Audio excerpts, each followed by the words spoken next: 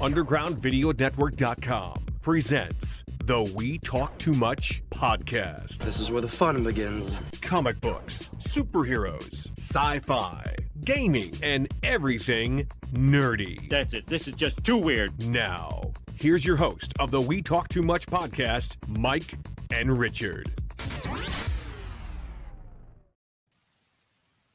And welcome to this episode of Underground Video Network's We Talk Too Much. As always, who are we? Well, I'm Mike Boroff.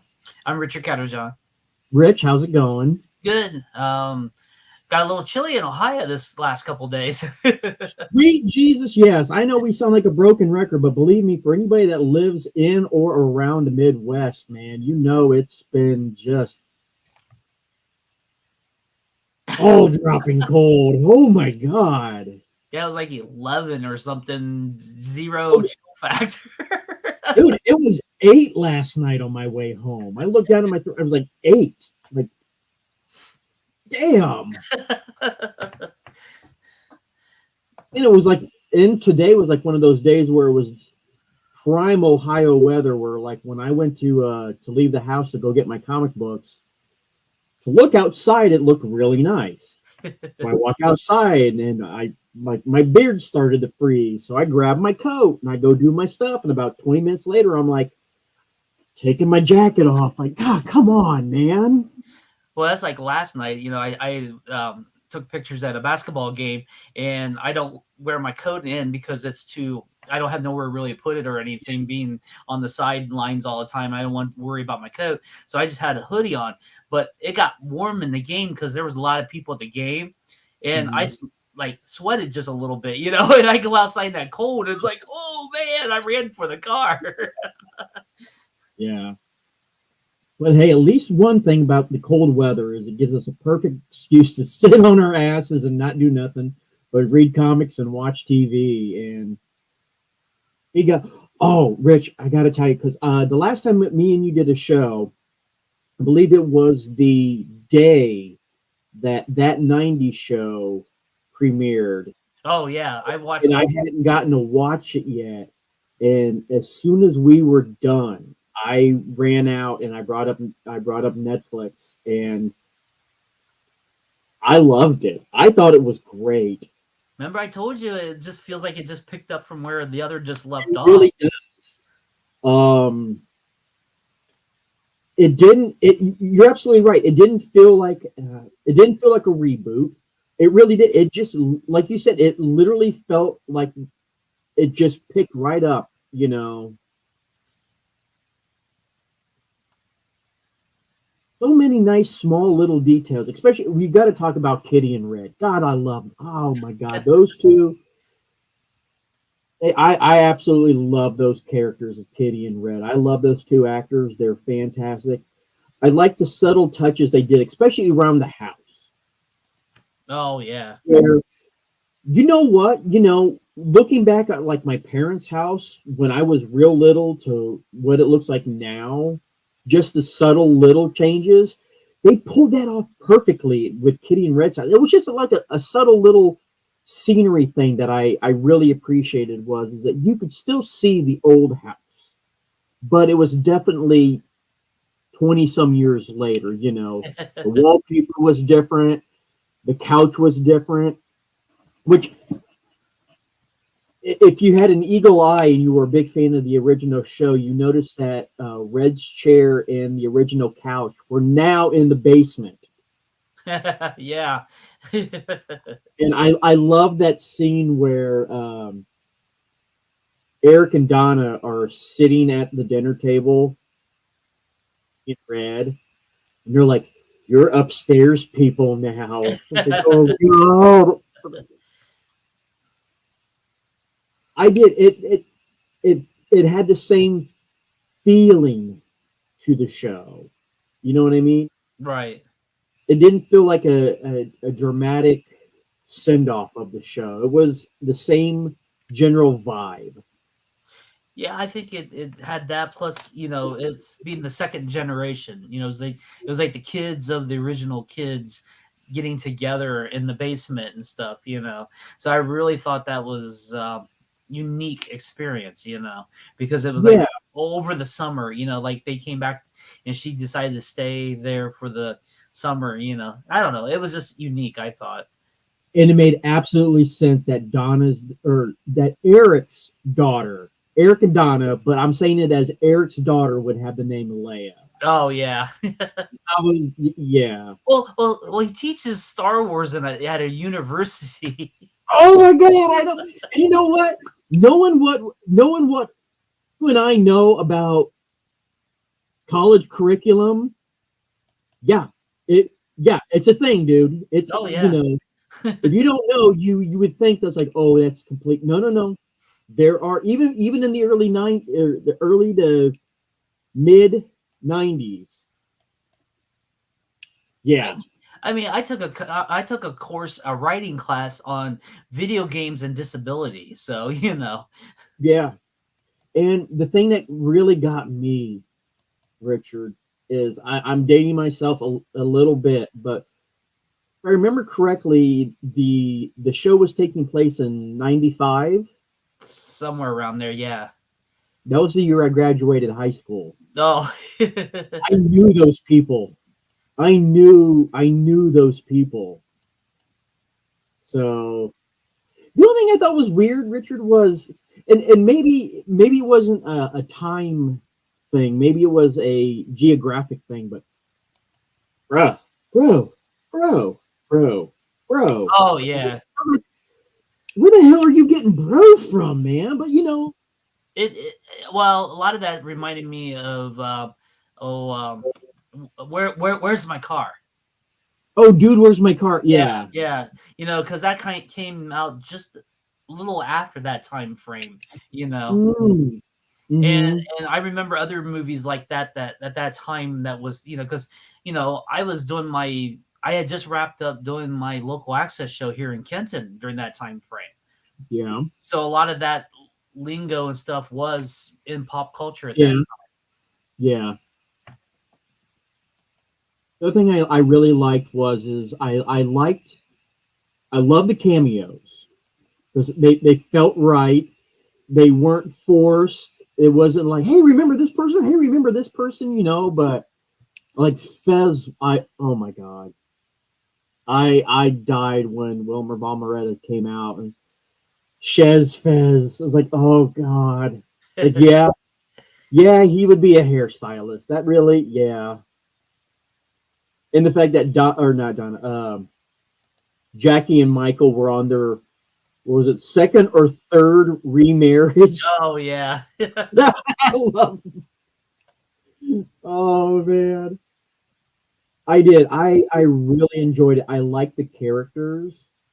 If I remember correctly, I think it was just today, Rich, that I saw Netflix did renew it for a season 2. Yep.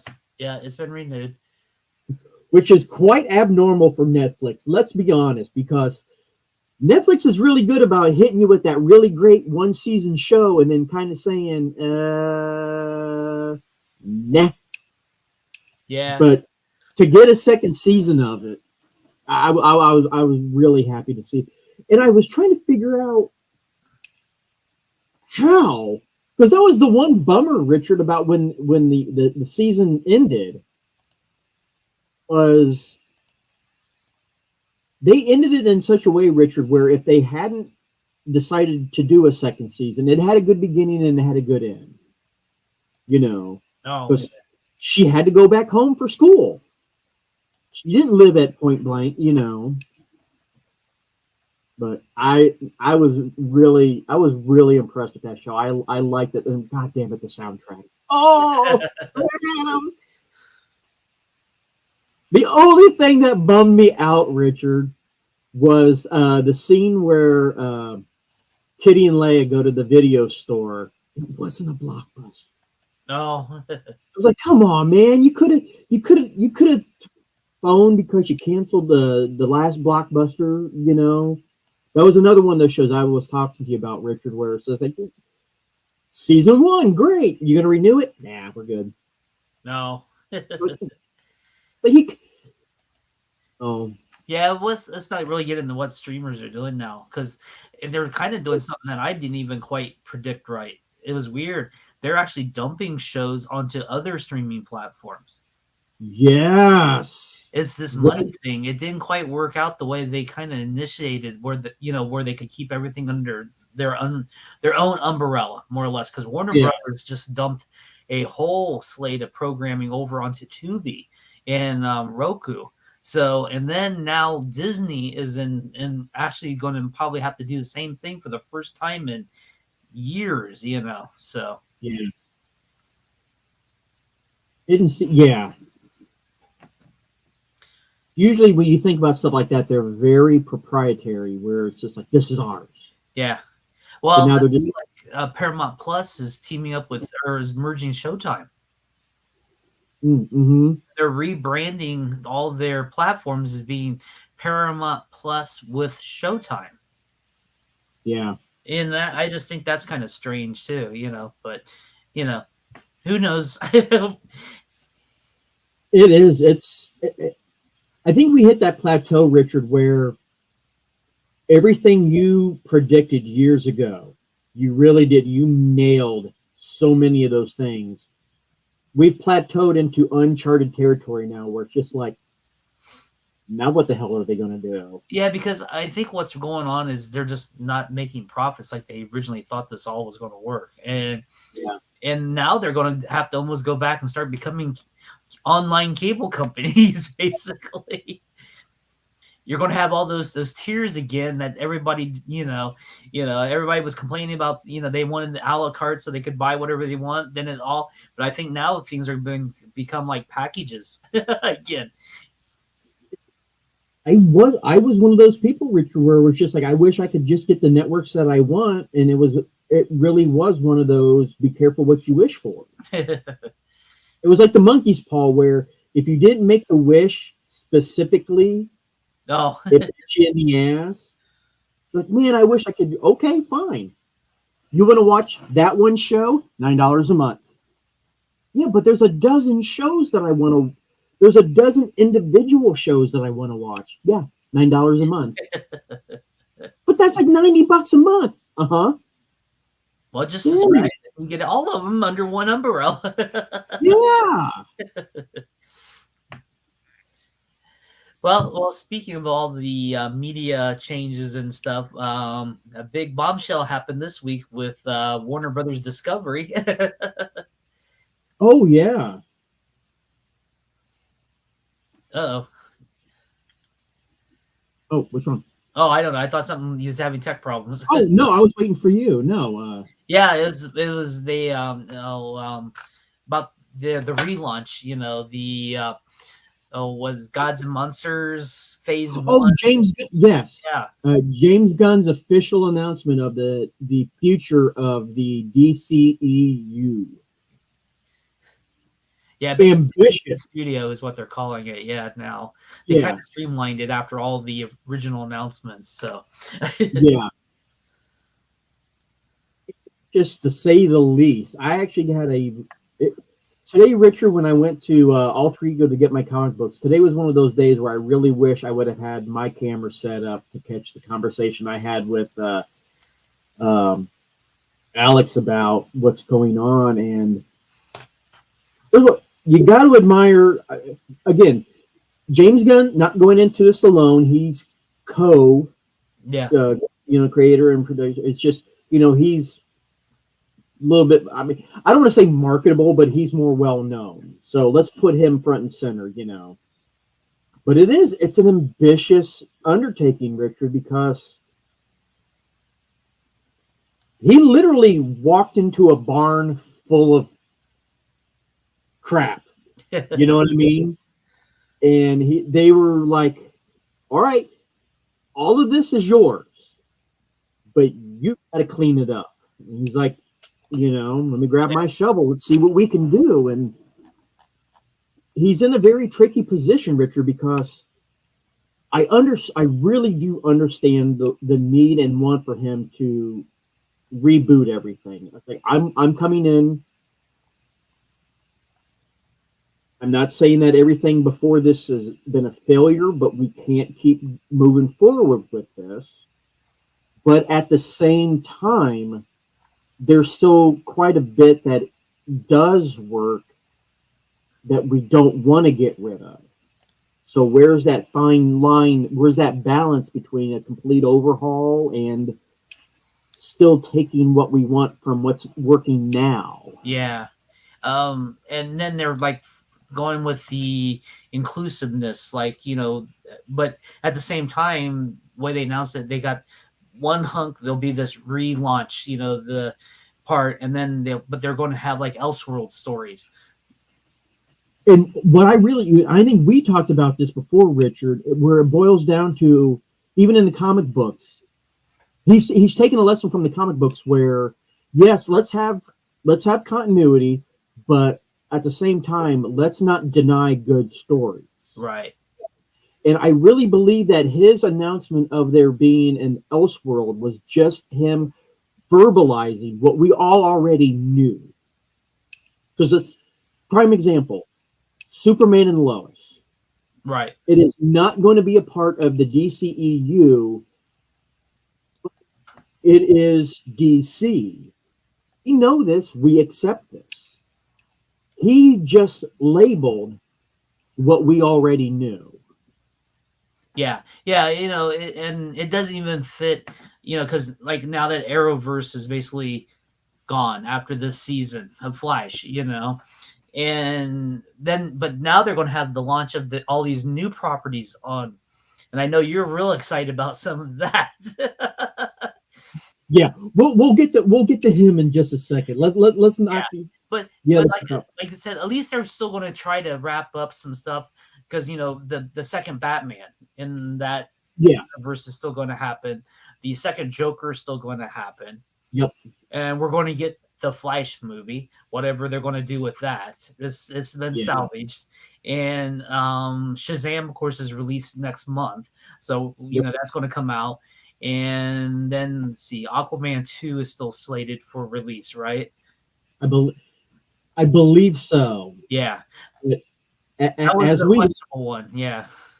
But as we've learned from Batwoman, just because it's slated, dude, just because 90% of it's filmed doesn't necessarily mean it's going to see the light of day. Yeah. Well, I'm going to sidestep. Netflix is doing that now. They actually can some already produced movies. They're not even going to show, but at least Netflix allowed the creators to shop it somewhere else. Yeah. Unlike the DC stuff, because how are you going to shop a Batgirl movie somewhere else? It's like one of them things. It's more corporate. At least Netflix allowed their creators to be able to salvage what they have done. So yeah, which works for them because, like you said, unlike DC and Marvel, they don't have anything that's like strictly proprietary. Like there's very few things that you directly associate with Netflix. Witcher maybe, but still, that's not like, that's its own. It's still its own thing. Where if something down the line happened, it wouldn't be unheard of for HBO Max to pick it up. It's right. not like Superman. It's like. But now, even the way DC is talking, these shows can be shipped somewhere else now too. Yeah. Like now they don't have the CW basically as a, I could see, maybe NBC having a DC show or something down the line. I mean, it just feels like, everything is open now to shop somewhere else. Because that's just like the Wednesday on Netflix. That was literally created by Amazon in a way, because it was MGM, but yet it was shopped over to Netflix. And has season 2 been renewed? So, Yeah. Again, that's another one of those ones where I'm very excited for. It's just so weird now. Like I said, the streaming market just totally changed. I think anything or anything can happen now. And it's back to almost like how everything first started, But going back to James Gunn and the DCEU, and like I said, ambitious. I think one of the major downsides downsides is we're losing so many of the really established properties, Batman, Aquaman, Wonder Woman, the Justice League that we had before. The Snyder, we never, Snyderverse. yeah, the Snyderverse. We never got to really see that expand the way they wanted to, which, if it wasn't for movies like Iron Man and Thor, we would never have gotten Ant-Man. True. Or even going back to James Gunn, without Captain America, Thor, and the Avengers building up that core audience, we never would have gotten Guardians of the Galaxy. Yeah, that was the phase 2 launch, and that's how that they had to expand. They had to go somewhere new and different, but yet keeping it still part of what most fans considered the Marvel Universe. Yes. And I think the problem is James Gunn is already jumping to what could be considered phase 2 without there being a phase 1. Except for Suicide Squad. The Suicide Squad. Right. And Peacemaker. Because I'm thinking he's building his stuff off of those two properties. But the problem there is it's well established that Peacemaker was a part of the Snyderverse just because of the series, the season finale of Peacemaker, when they acknowledged the Justice League. Yeah. So, and they even acknowledged, Superman, because that's why, Deadsport was in prison. Right. Well, Earth 2. Right. But you see what I'm saying? Because you look at some of the properties that they want to go off of, like, okay, Waller. Right. Okay, here's the problem with that is, I think, again, personal opinion, I get the feeling that Gunn is seeing Amanda Waller as the DC's version of Nick Fury. That she's going to be the one to tie the strings to everybody that's within the universe now. Yeah, but they're also saying that's going to spin off of Peacemaker in a way. Yeah. So, that's how I look at that. That's why I'm really thinking that James Gunn is going to keep his properties intact within this new universe. Oh, I do. Yeah, I agree too. And they're just going to, the pieces that didn't fit right from the old is just not going to exist anymore. But a couple of one. I mean, we've got some. Gunn is really good at taking obscure characters and putting them in the spotlight. I mean, Guardians of the Galaxy was a prime example. Peacemaker literally was one of the best things to ever come out of the DC universe in the past, few years. I love that show. But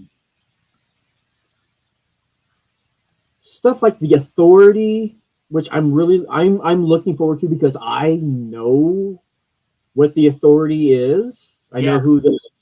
But again, which Authority? Yeah, are we looking at Manchester Black or But again, it feels like these are more phase 2 or even phase 3 characters that we don't have a core built audience developed from phase 1 yet. Or are they just going to start over and basically go back to what was originally part of the Wildstorm continuity and just build it from the very beginning and just take the best of what worked the best, from Stormwatch into The Authority and base it on itself instead of trying to make it something in between? Because, I just read the Superman and The Authority series, and it was like, okay, this makes sense, and it was just bizarre that they're keeping the way that what properties they picked really reflect the graphic novel culture Yes. Yeah, you're absolutely right. and not necessarily the floppies as much, because it's kind of bizarre because I just went in a different direction in my comic book reading. I kind of switched over to graphic novels just to get caught up from the last 2 years because I haven't bought mainstream for the couple years. So I bought a bunch of graphic novels and kind of got caught up. And it's like, this whole thing is reflecting what's going on. And I think they're really going to start catering a lot of these properties the way that's built around. I see that. Yeah. Yeah. Because I think that's what's the major shift in the reading culture is going into the graphic novels or, the collected editions. I agree. Yeah. And I think the pandemic had a lot to do with that because there was a period of time where tries them out, they were still books being produced, but people weren't as able to go out or get them or have them delivered. So while the stories were continuing, a lot of people were just like, well, let me wait and I'll get the collection. Yeah. Which, yeah. But like you said about the authority, I think that is going to be interesting just to see if it's going to be sort of like anti-heroes more, you know what I'm saying, and build it around. And they were even saying that some properties could be R. That's going to have to be an R property. Yeah. See, that was the great thing about the CW dissolving the Arrowverse was the Flash worked within the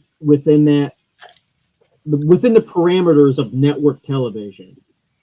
Arrow worked to a point where it was really good, but you knew deep down that, man, if that had a slightly higher rating, it could have been even better. You know what I mean?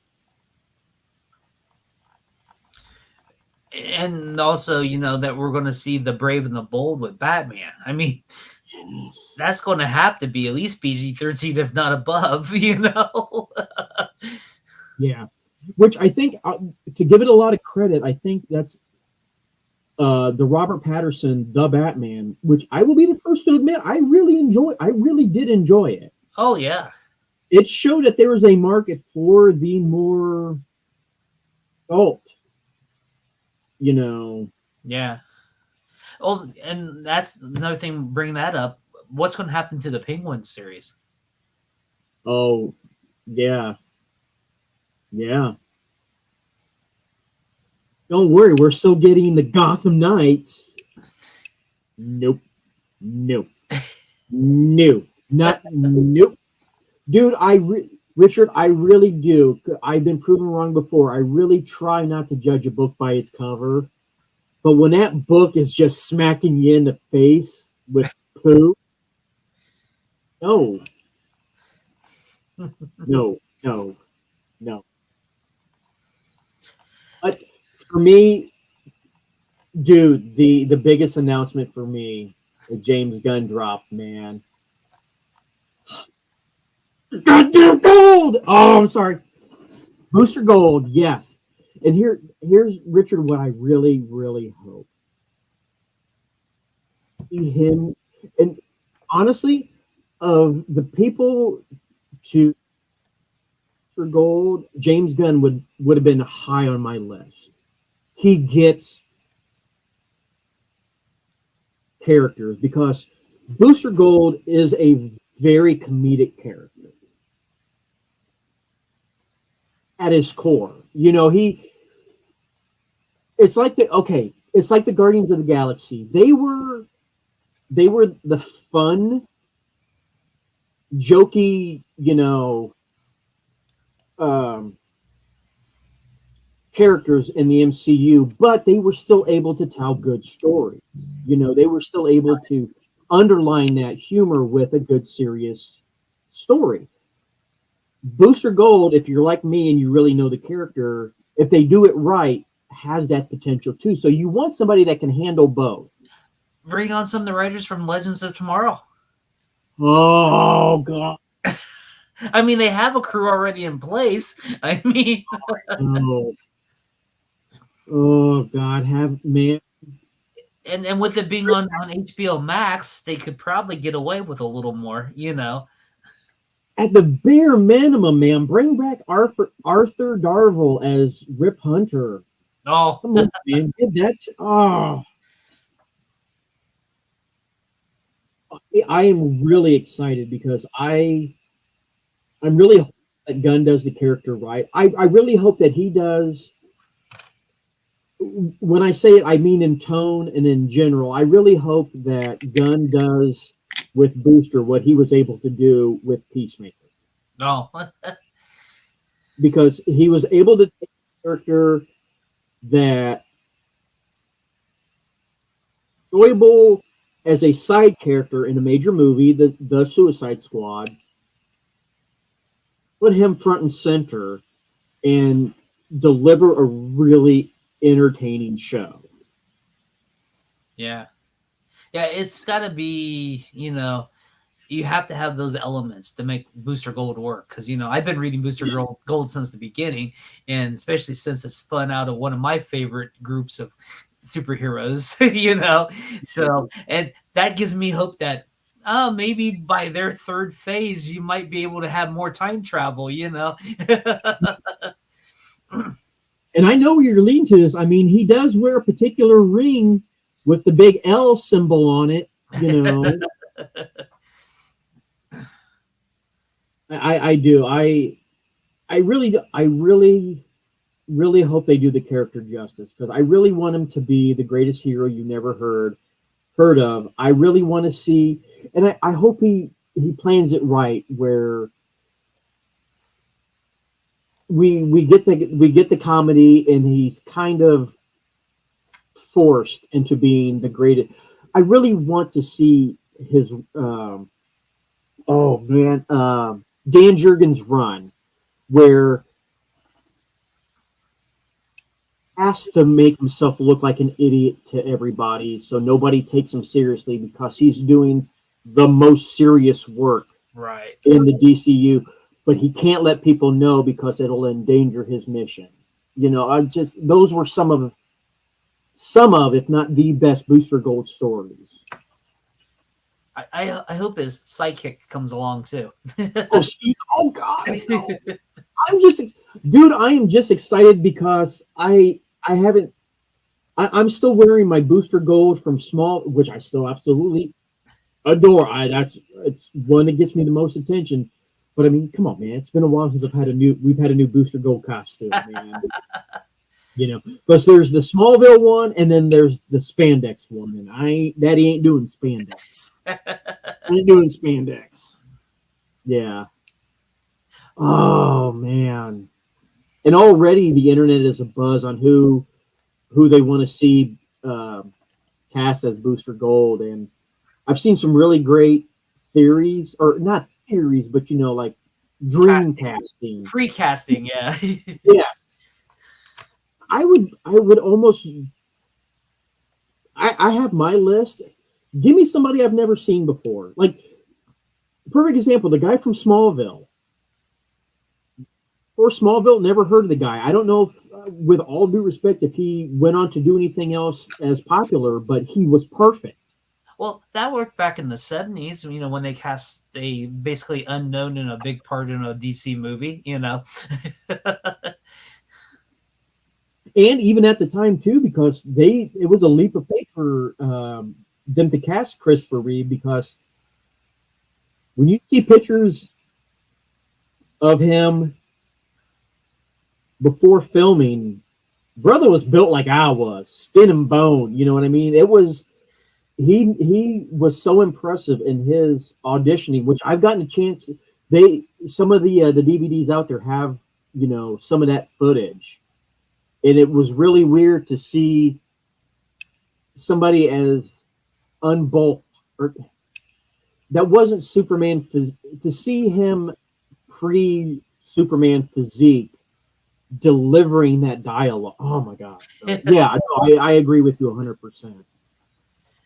But, you know, it's just, I hope that this works and they actually take their time and build it, you know, not necessarily just like the Marvel Universe, but I think they're going to take time and make the shows work. I mean, I know it's a big challenge, just like the Creatures Commandos animated series. That's a big Mhm. risk, but if they have the right people play the voice parts and stuff, Yeah. I think it's going to work. I think a lot of their choices, how they're starting this first out, will probably work because they want to go a little bizarre, but at the same time, super heroic. You know what I'm saying?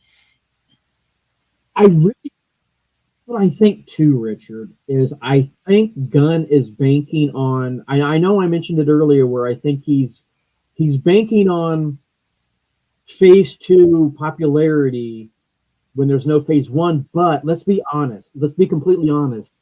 Especially when you mention the Creature Commandos, and I know that Swamp Thing is. I don't want to say coming back, but the property is being revisited. Right. Let's be honest. He might be pulling off the popularity of Marvel. What I mean, not the established network, not the established brand, but the established genre.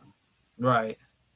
Yeah, you might not know who the Creature Commandos are, but because of like Werewolf by Night, Yeah. Yeah. hey, usually 9 times out of 10, Richard, the people who are watching this program are fans of True. this genre. Yeah. Yeah. I think it's really going to work, because it's sort of like, what do you call it?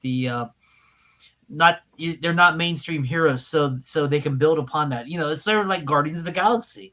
They're not mainstream heroes, but they become what they are.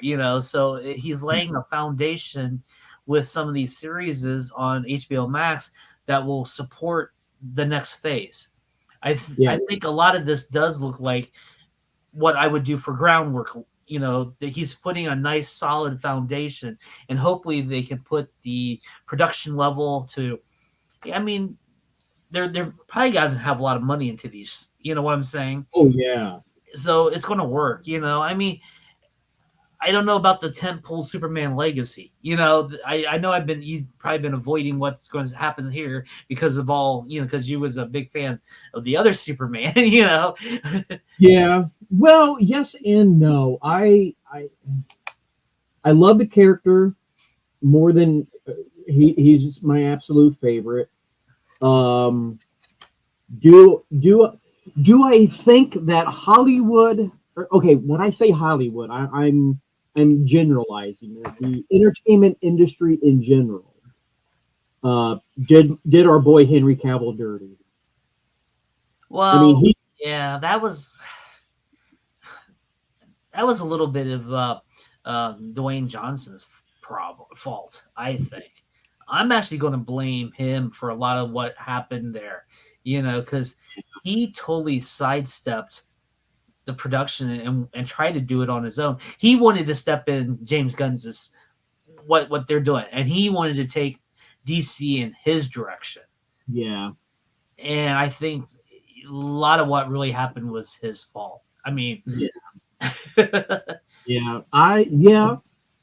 I see what you're saying. I see what you're saying. Yeah. And what is going to happen to the Black Adam property? Are they just going to keep that as like an Elseworld and keep it growing? I mean, why not? Yeah. That's what I didn't understand. Why can't we have multiple Supermen? Yeah. This is kind of bizarre. I know they probably money wise is not feasible for Warner Brothers Discover to do that because there's not enough money to go around, Yeah.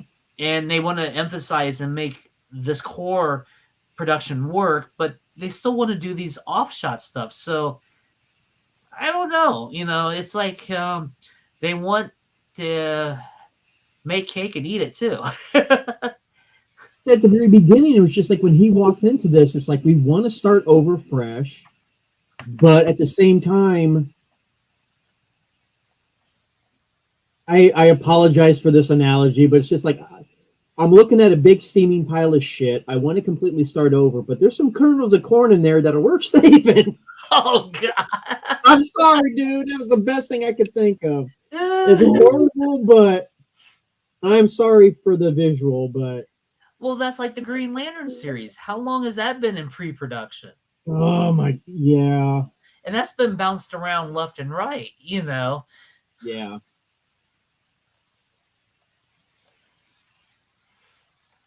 I'll say this: James Gunn and his co-partner, they have their work cut out for them. It's a difficult journey, but I really hope he takes his time, that they sit down and map out, and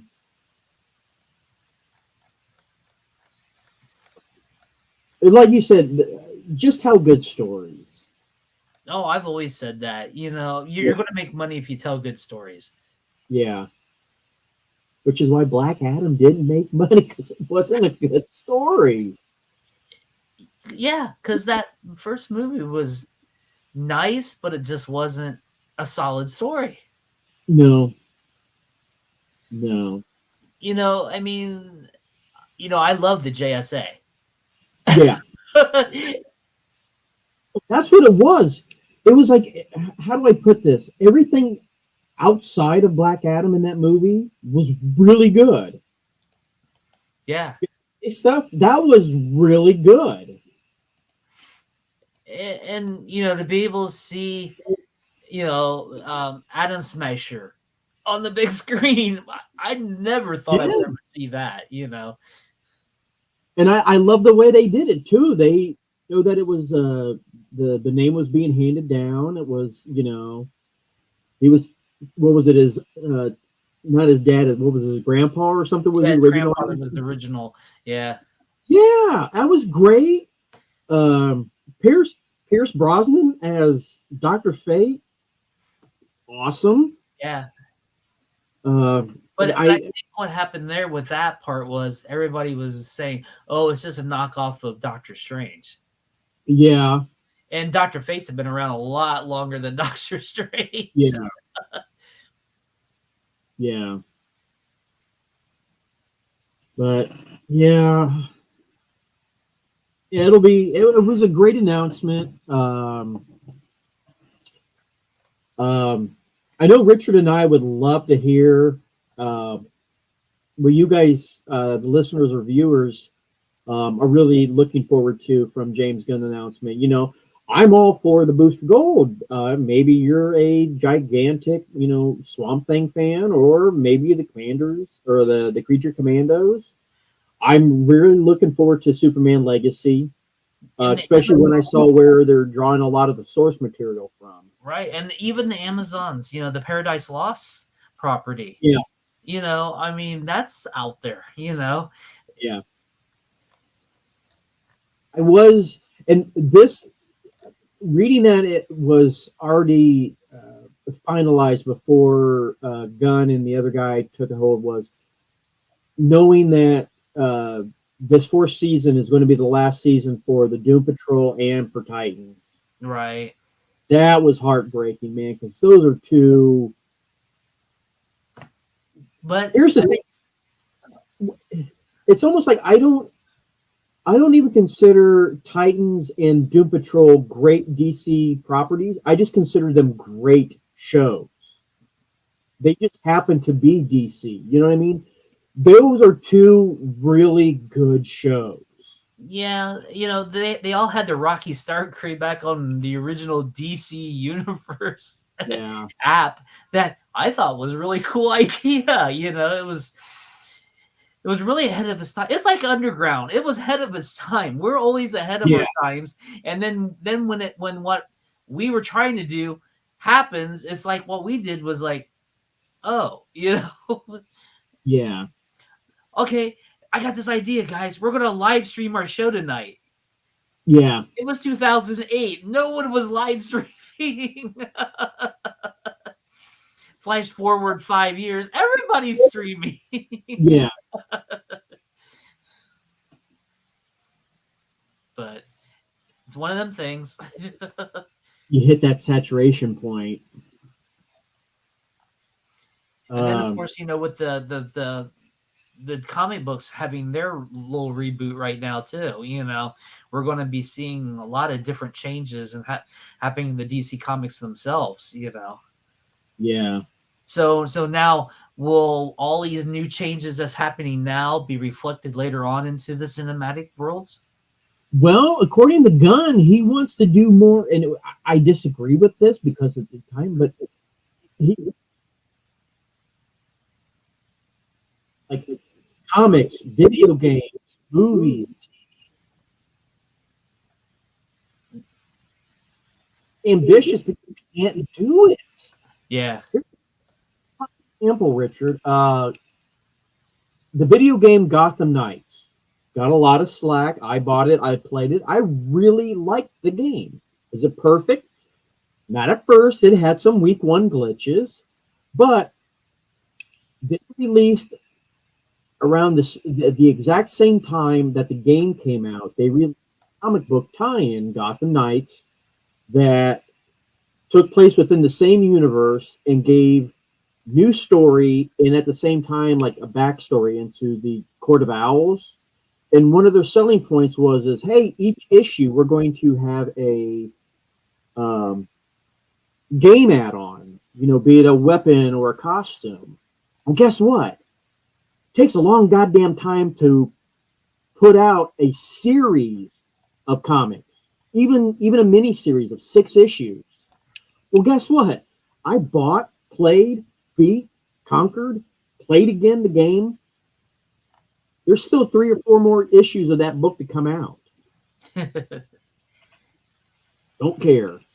Didn't hurt. It didn't help the idea that the comic book sucked anyways. But yeah, it's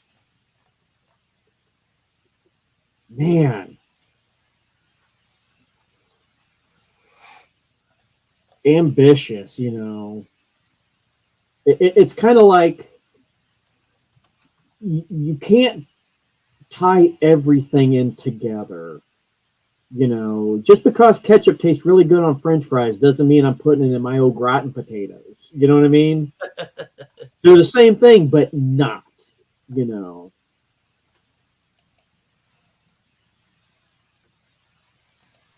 Yeah, I again, I'll watch the stuff. Yeah.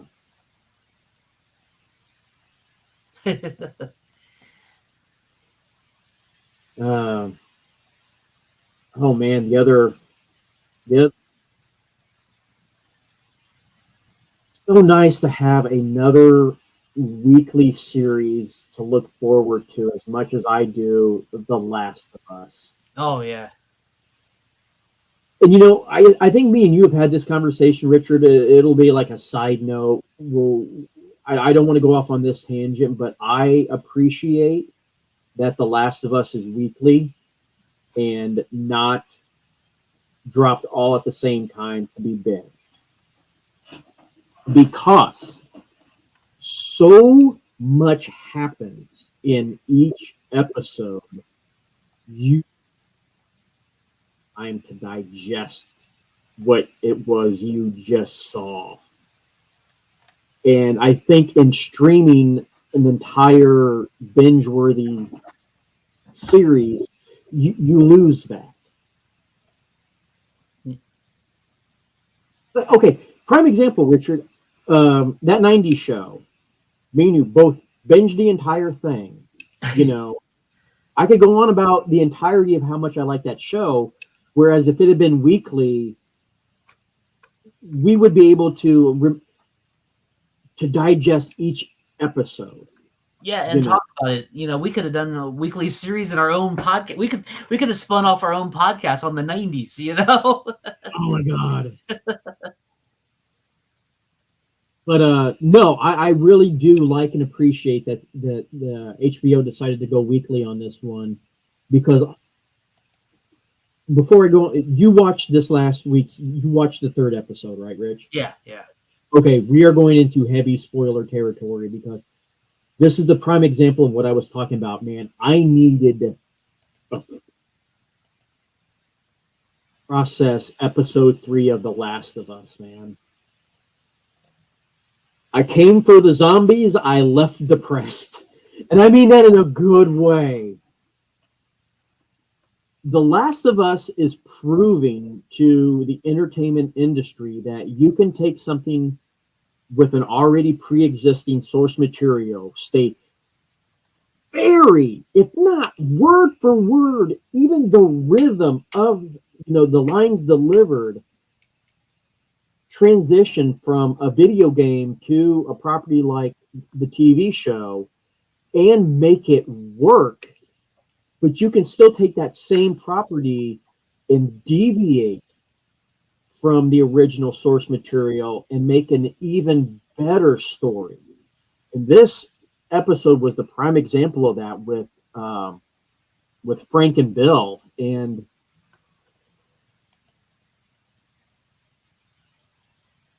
crap. I know when they first started releasing stuff about The Last of Us, when it was released that Nick Offerman was going to be playing the role of Bill, I was all for it, not knowing what I know about the episode now, but knowing what I know from the video game. I'm like, yeah, he'd make a great wackadoo survivalist. Not what we got, and what we got was even better. Oh yeah, it's a lot. Like I said, I don't come from the game watching. I just watch this as a series, and I'm enjoying it as I go. And so I don't have to worry about trying to translate it from the game to there. It's just a new experience to me. Yeah, and I wanted to ask you, Richard, because I like that we're going to be able to come to this from like me knowing the game as well as I do, and you having no information of the game. We get those separate kind of experiences.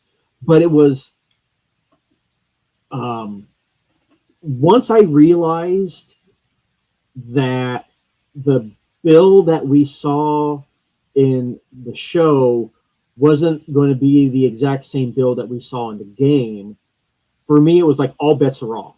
What I think I know is gone. And let me ask you, Richard, because when we first of all, let me back up a little bit here. When we see Joe and Ellie, God, the two of them together have such great chemistry. They really do play well off each other. Because it was that moment where they're in the woods and Ellie goes to say something to Joel, and she's like, look, I am not apologizing for what happened. You know what I mean? Yeah. That girl stood her ground. But what also made that scene really great is she's delivering the powerful line that I will not be held responsible for what happened. I didn't ask you people to come. You did this, your own choice, but at the same time, because of the limited time that she had with Tess, you saw that the two of them had a little bit of a connection. She's saying she doesn't feel guilty, but look at her face. She does feel what happened to Tess. It was great acting. That was really top notch. Well, I think she's just trying to stay that strong character. She's trying to be something that maybe she's not. Yeah. And when you're in, well, I don't know. I've never been in a zombie massacre situation, but I would say you have to stay strong in situations like that when things are going terrible around you. Yeah. Or you just like flake out and you fall apart and just but if you're going to try to survive, I think that's what you have to do. Yeah. And I liked one of the most iconic scenes from the video game that was perfectly, and I mean damn near to the blade of grass, when Joel and Ellie come across the crashed airplane. Oh Oh my God, that was such a powerful moment, and it was nice when the two of them were walking, and they have such great chemistry together because you see that Joel is still very much protective of himself. He doesn't give he off the air that he doesn't give a damn because he lost his child who was at the time about the same age that Ellie is now, trying not to show that he gives a damn, but walls are breaking down, and we're seeing it slowly progress. Because one nice little thing. Oh, another example of how well written this is when Ellie asks him how everything started. How did the outbreak start? And he's like, well, I don't know, but the popular consensus is,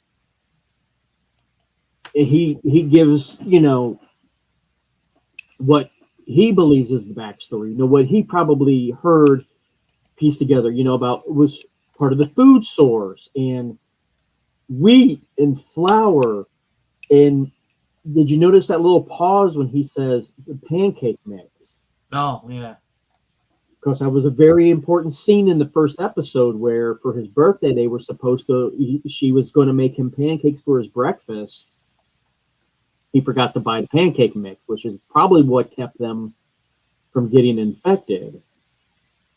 So that was a nice callback. But where we saw him first starting to really feel protective was when they got to that point in the road where he's just like, well, we need to go this way. We're not going that way. She's like, oh, why is there, infected dead or whatever, There was nothing ahead that was going to hurt her. There was no raiders. He just didn't want her to see that huge mass grave. And that was something a protector would do. You know what I mean? Right. That was shot beautifully because did you notice like when they showed the close-up of the mass grave, when they showed the tattered clothing, it was piece of clothing was like, I believe it was rainbows, and the other was like a floral pattern. And then when they show Bill's town for the first time, it's a close-up of a mother with her infant child wearing those clothes. Oh yeah. And that was heartbreaking. But we got to see. Well, go ahead, Richie. Oh, I was just thinking. I don't know. It was just that was different. You know what I'm saying? Yeah, It was kind of hard to watch. it really was. This is really the point in the story that deviates from what people like me are familiar with in the video game. This is where it really branched off because we got to see Bill's backstory, which we didn't get to in the game at all. We just in the game, it's just he's a survivalist who's not cordoned off, but fenced in this neighborhood. But what I wanted to ask you, Richard, as someone who didn't have history with the characters of Frank and Bill, when Frank falls into the trap and Bill confronts him, you get the sense at first that maybe that Frank wasn't on the level. Like, look, I'm in a very vulnerable position. I don't want you to shoot me. Want to hear or what I think you want to hear, so you don't, just kill me. I was very no idea what to expect. It was a roller coaster. Well, it's probably is that subliminal humanistic to survive is probably still alive. You know what I'm saying? So everybody wants to survive. Yeah. So it's probably that's what was going on. At least that's how I saw it. Yeah. Does that make sense? Or Yeah. Because even in the game, even in the game, we don't know the relationship between Bill and Frank was never fully explored. He's just brought up as a former partner that we get the impression that he cared about. Um, there was an illusion, or not an illusion, but, hints of a relationship, but that was it. In this, we got the full explanation. But even at the very beginning, I was kind of like, I have no idea what's going to happen here. Frank being on the level, or is he manipulating Bill, to just survive or to, possibly get what he wants, like turn your back on me. Yeah, I was very nervous, but it was so well done. The chemistry between the two of them, it was just so wonderful, and it was unexpected. Well, the way they shot their relationship was unexpected because first we see, the beginning of everything in 2003, and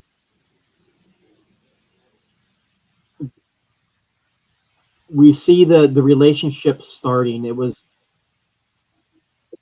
almost, Richard, where I felt awkward for Bill.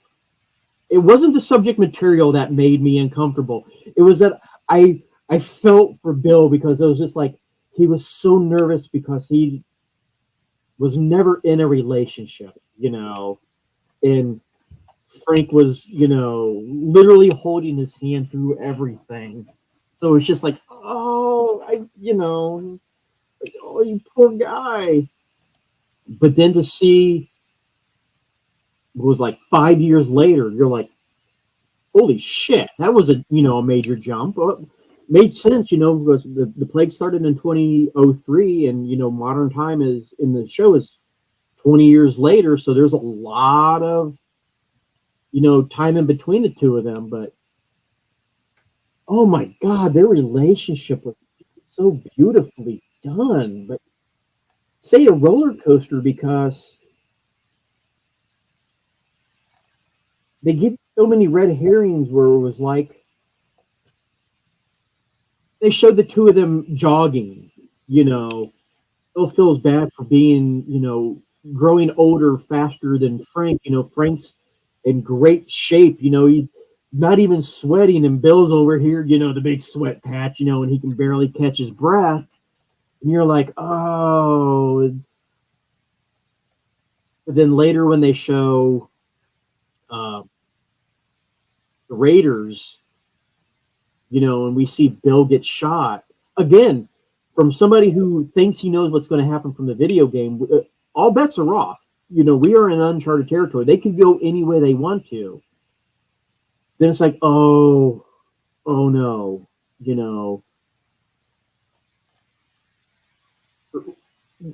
we're seeing Bill,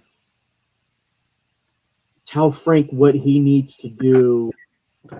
Bill realizes that he won't be able to protect. Bill thinks he's dying and won't be able to protect Frank. So he's like, contact Joel.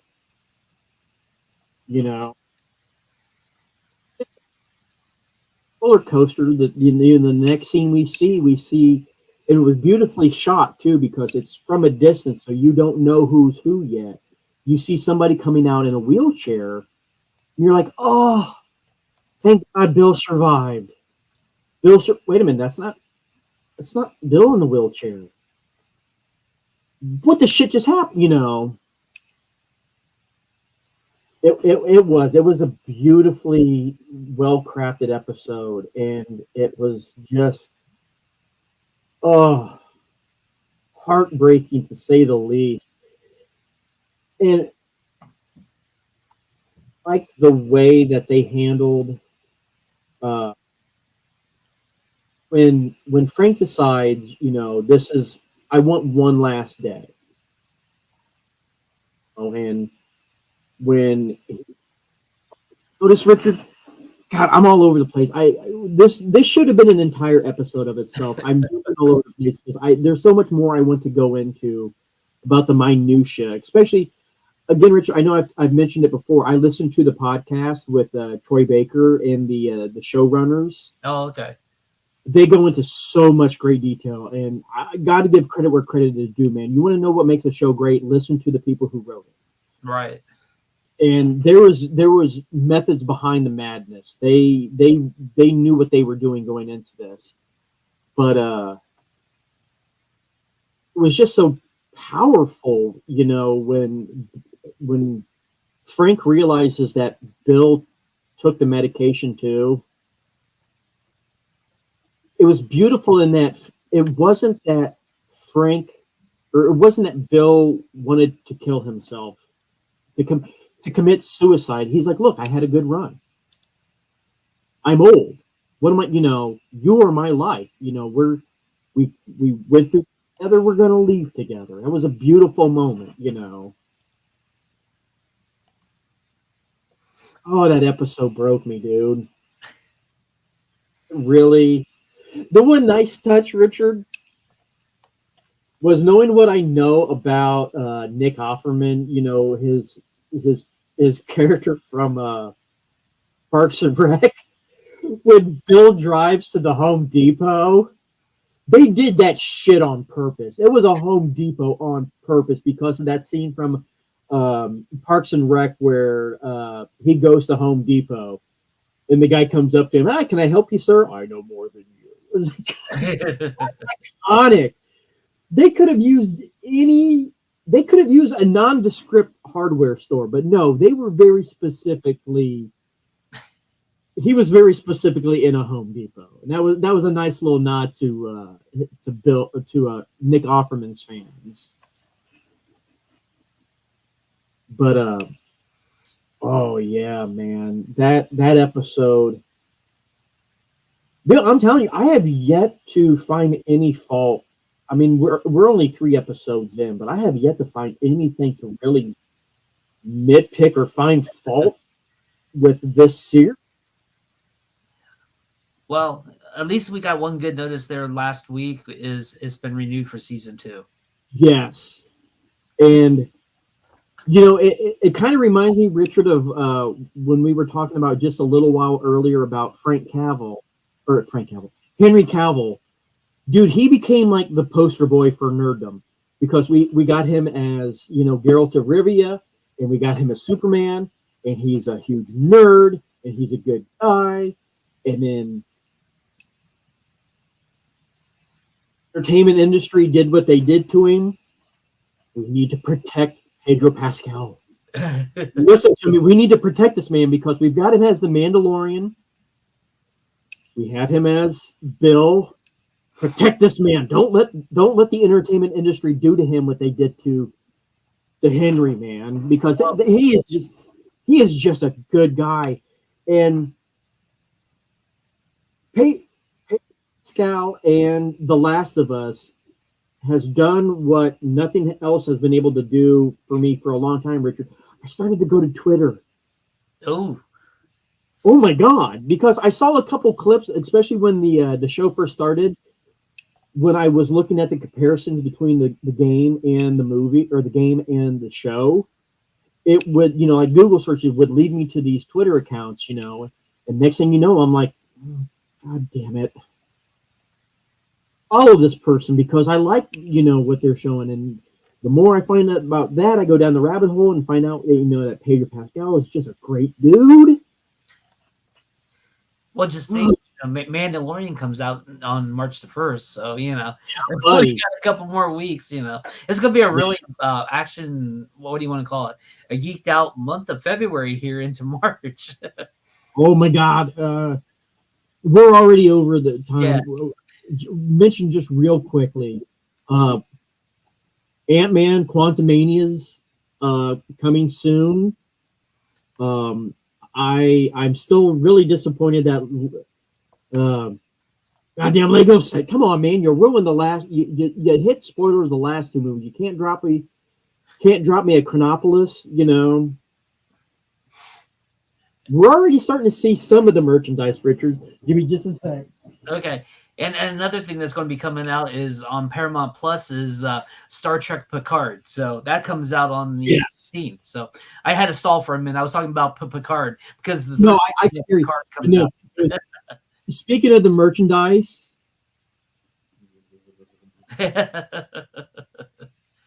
he's showing a oh God, I'm sorry. Yes, today I picked up the pop for MODOK. It is so goddamn, dude. I know you can't. The people listening to this might be one of the heaviest, aside from the really big ones. The over purpose. This thing is solid.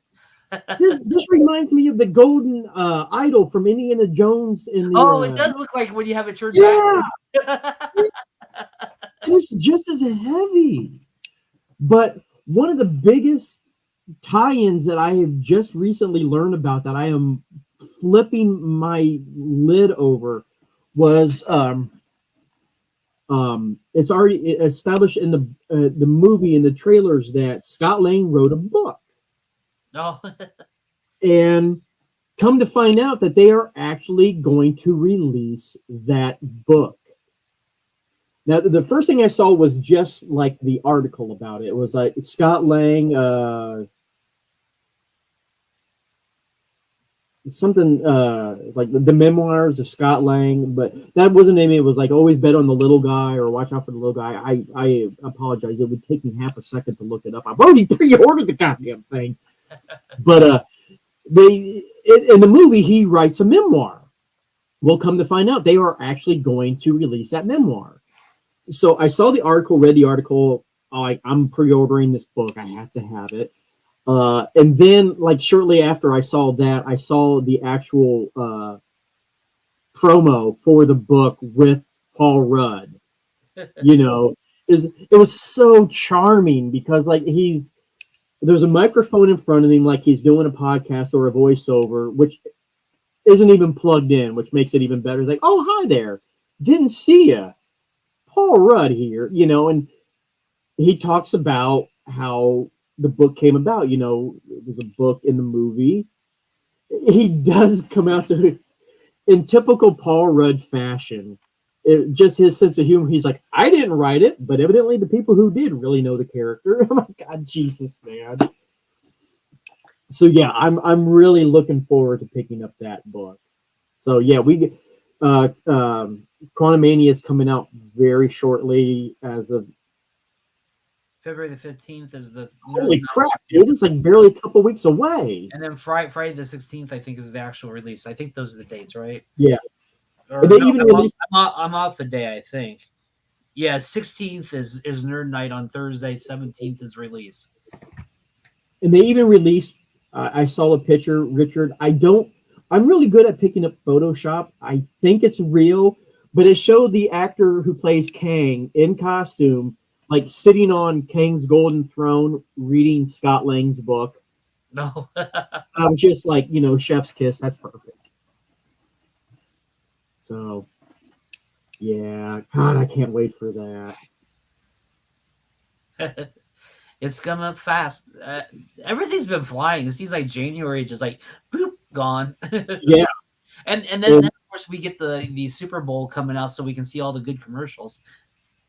Yeah, which, being as unsportsman, as unathletic as a human being can possibly be, I don't know why, Richard, but I thought like last weekend was the Super Bowl. No, that was a championship.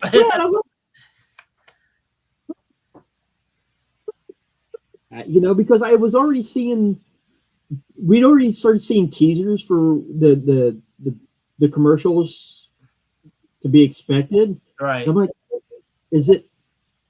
was it last night? No, one more week. This is the flag football week where they play flag football. Oh yeah, the Pro Bowl. Oh man. But no, it's just gonna be interesting because it's gonna go like this now. It's gonna be one thing after another. So Yeah, and there. Well, they say it for every movie, but it was more for Ant-Man that evidently this is really going to lead into the next phase of we are going to see a direct lead into what the next phase in Marvel's the MCU is going to entail. yeah, I hope it's time travel, but Very possible. I mean, there's already, talks about Secret Invasion and that Iron Wars is going to lead directly into that, but we're going to get yeah, everything's going to be really interconnected. I think they're doing that a little, maybe too much now. I mean, it's always nice to have a little bit here, a little bit here, but I think you're almost going to have to start watching all of them to understand what's going to happen in this phase. Yeah, because I mean that was a nice thing about Ant-Man and Ant-Man and the Wasp was they were still their own self-contained stories. Right. What happened in Ant-Man had jack squat to do with the rest of the MCU. Even Ant-Man and the Wasp, they make mention. I mean, it was a direct lead off of Civil War. Him being on house arrest, but the movie itself was still self-contained with the story. Ghost and Right. still self-contained, and Ant-Man Quantumania still feels that same way too. That the story will be self-contained, but it's going to have ramifications. Yeah, I think it will. I mean, we did get a little ramification out of the Ant-Man Wasp. We did get the van, so Yeah, yeah. I'm sorry, I just had to bring that up because Oh no, that's one of the coolest vans that saved the universe. So okay. Tangent, real quick. What grinds my gears, Richard, was every time I go to Walmart, Myers, anywhere, I go through the Hot Wheels cars. oh I'm looking at all these different Hot Wheels, and I look over. Here's Marvel and DC Hot Wheels and Matchbox cars of anything and everything. Like, oh look, here's an Aquaman car because it's the same colors, and here's a Black Panther car, and here's a Spider-Man car. Goddamn van! Not yet. There's no van. Got a Lego of it. I was going to find that, but yeah. oh well. I am really hoping. I belong to a couple different. Should come no surprise to anybody. A couple like Facebook groups for Lego, and that's been one of the running jokes and conversations. Is what's going to be, what sets are going to be coming out, and with Ant-Man coming out. I'm still hopeful because maybe because it's not even a matter of a Marvel thing, but like even at Lego, when I see the sets that are coming out, there's been no mention of any Marvel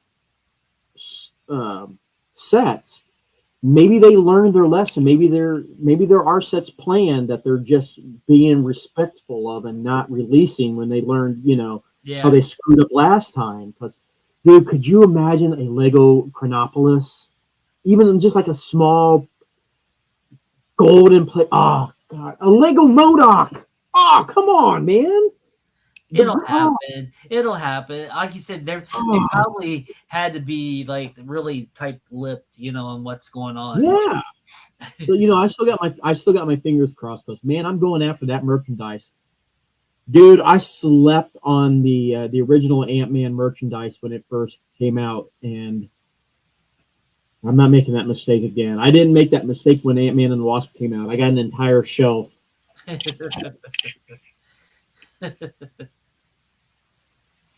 Right there. But yeah, he's got a lot of stuff. a lot of stuff, yeah. But yeah, as you can tell right here, I'm pointing to the multiple Ant-Man helmets that I use for cosplay just over my shoulder here. Yeah, I can't wait. So, Rich, how's that point in the podcast where, um, again, we would really love to know from our viewers and or listeners, um, what if you're watching The Last of Us? Are you watching The Last of Us like me, as a huge fan of the video games, or are you watching it like Richard, who has no um, history with the games and going into it with fresh eyes? What your thoughts and opinion of the show are? And Richard, where can they let us know all that at? The easiest place would go to UVN.plus. That's UVN.plus.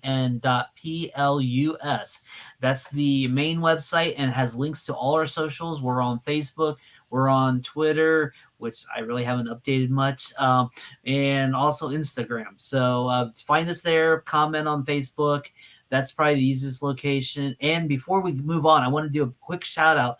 I'm going to be set up at this year's Space. I just got my table confirmation, and that's going to be June the 10th and 11th down at the Road Center at the Ohio Expo Center, at basically the fairgrounds, Ohio State Fair. So get a chance, check that out. The Bob has just updated their website, and it has all the listings of people that's already been signed up. Sorry, I had to go off the tangent a little bit. No, absolutely. But yeah, and then like I said, just go to UVN.plus. That's the best place to find all our stuff, and I'll have link to Space there eventually. All right. So on behalf of Richard Catterjohn and myself, Michael Boroff, thank you for watching and or listening. We hope everybody's staying safe and healthy and secure and all that other good stuff. We hope to see you at a show or a comic book convention or a comic book store real soon. So Richard, if you would kindly please